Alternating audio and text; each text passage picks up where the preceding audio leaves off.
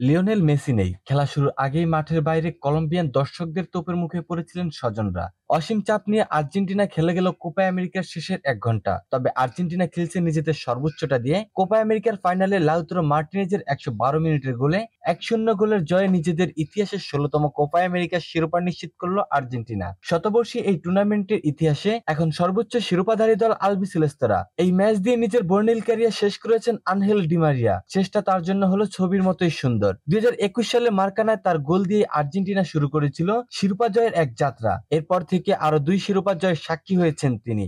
২০২২ সালে ফিনালিসিমা আর বিশ্বকাপের ফাইনালে গোল করেছিলেন। আজ গোল না পেলেও লিওনেল মেসির অনুপস্থিতিতে দলের পাপেট মাস্টার হয়েছিলেন ডি মারিয়া। ম্যাচের ৬৩ মিনিটে অ্যাঙ্কেল ইনজুরির কারণে উঠে যেতে হয়েছিল লিওনেল মেসিকে। নামলেন নিকো গঞ্জালেস। ডি মারিয়া আমব্রেন্ট বাঁধলেন শক্ত করে, যেন দায়িত্বটা বুঝে নিলেন। এরপর ডান প্রান্ত থেকে একের পর এক বিপজ্জনক ক্রস করে গিয়েছেন ডি মারিয়া। ৩৬ বছর বয়সে এসেও খেললেন ২৬ বছরের টকবগে এক তরুণের মতো করে।